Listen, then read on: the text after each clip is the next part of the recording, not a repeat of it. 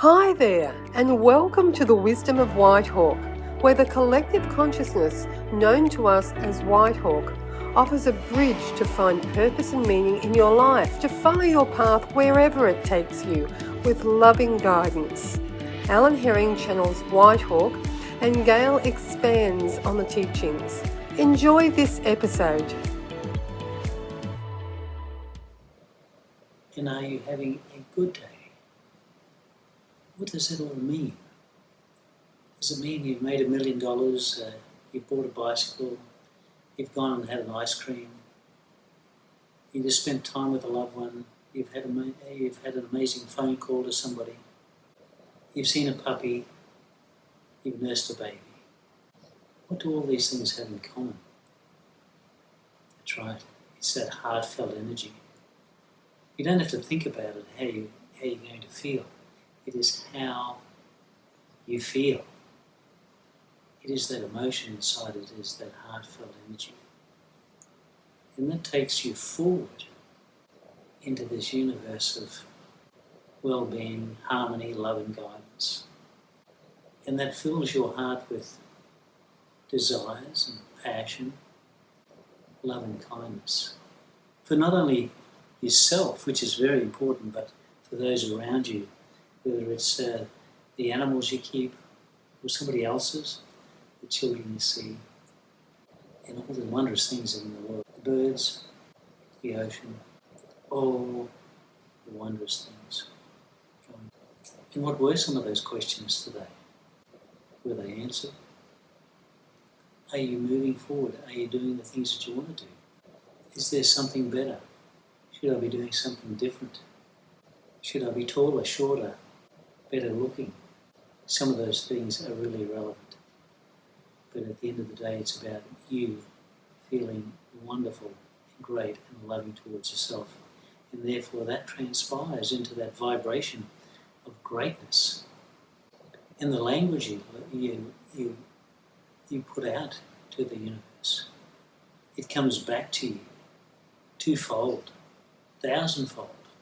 And something that came up today was the Lunar Language, the language of the moon. It is something that changes with the moon. And you can see the different phases of the moon will influence or can influence how you feel about things. The full moon, shining brightly. And some people have a challenge with the full moon. What about the new moon, the half moon? And it's just speaking to the moon as a point of focus, concentration. It is there all the time. And if you listen carefully, those magic moments of the moon will speak back to you. And usually it's in that quietness of the evening that you have this conversation. In the moon's presence, are you really talking to the moon? The moon is part of your conversation. The lunar language.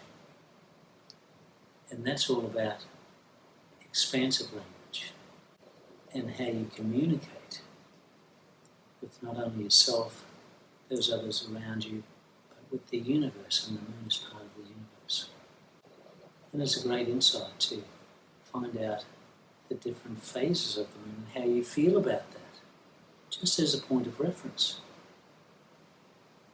This is a conversation we have never had before. And it's a wonderful one. In how the moon shines across the waters, the colours it exudes. How does it make you feel? Where does it put you on the scale of well-being?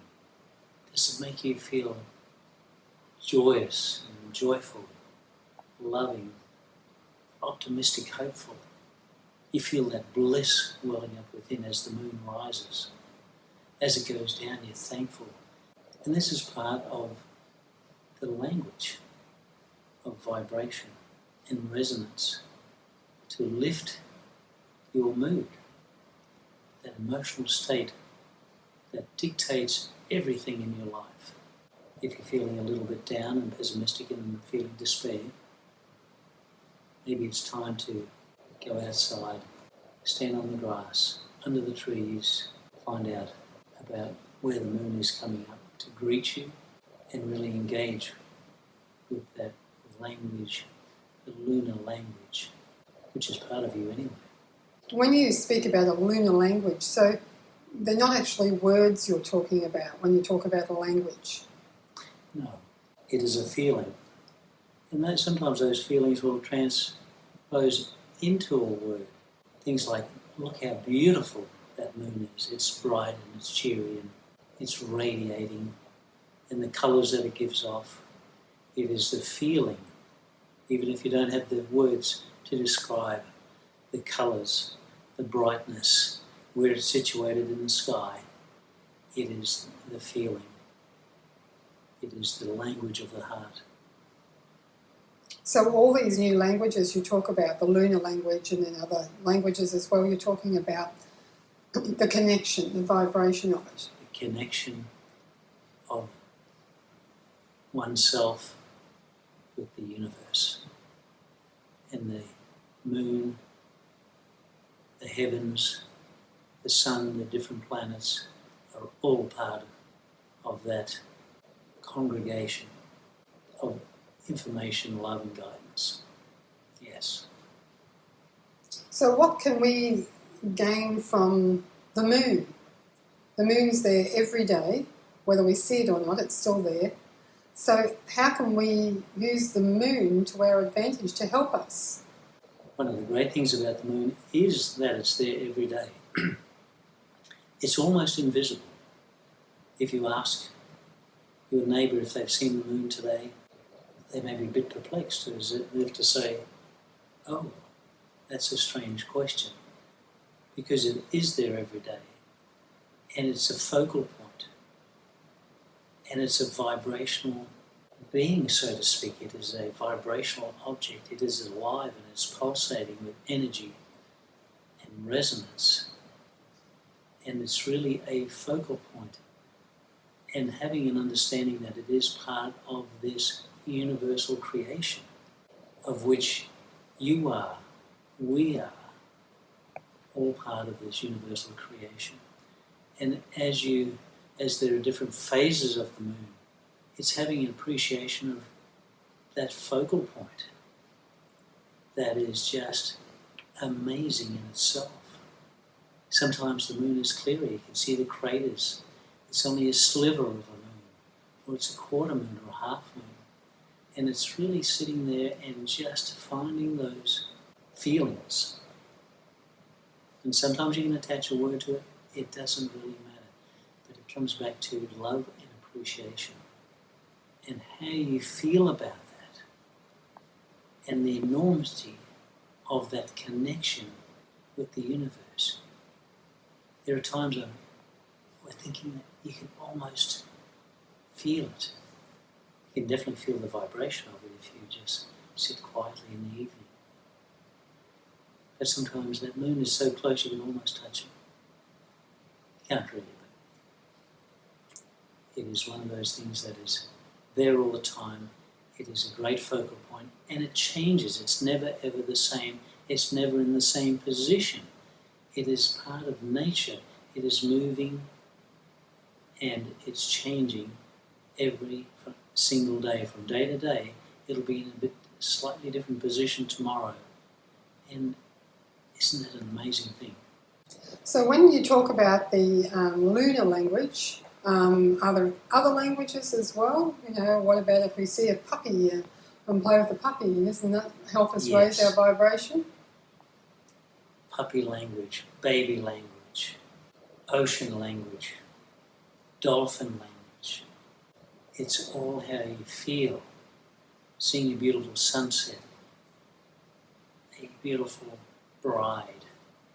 It can be as simple as a flower that you've never seen before coming up through the concrete. It's the language of those seemingly inanimate objects, but they are connected to the universe. So there are languages everywhere. There is a conversation going on there. It is beyond the verbal It is emotion. It is vibration. Puppies and babies certainly know how you're feeling. They will let you know. So the recommendation would be for a daily dose of new language. A daily dose. Be aware of how many languages there are and what that conjures within. It is that expansiveness and that appreciation and gratitude that is the fire that lights your being every single day. And what a great challenge to find a new language every single day, even if you diarised it. There's puppy language, there's ocean language, there's a tree language, there's a bird language. And it's just having that childlike observation of all these things. Yes, a bird flies, but man, wouldn't it be nice to fly? We fly. But humans don't necessarily fly. But it's having that appreciation. Have an appreciation of a puppy lapping water out of a reciprocal. So you're trying to change how we think about language. We think about language as in words. Yes. And communication, and you're talking about connection for communication. Connection and communication, yes. Words are secondary to those two particular things. Yes, if you can add the words to it, it is great communicating with other humans, but it is that connection and the communication that is the ultimate. That's all about the expansiveness. It is expanding. Sometimes words are linear, but if you can attach those words to that conscious connection with the cosmos,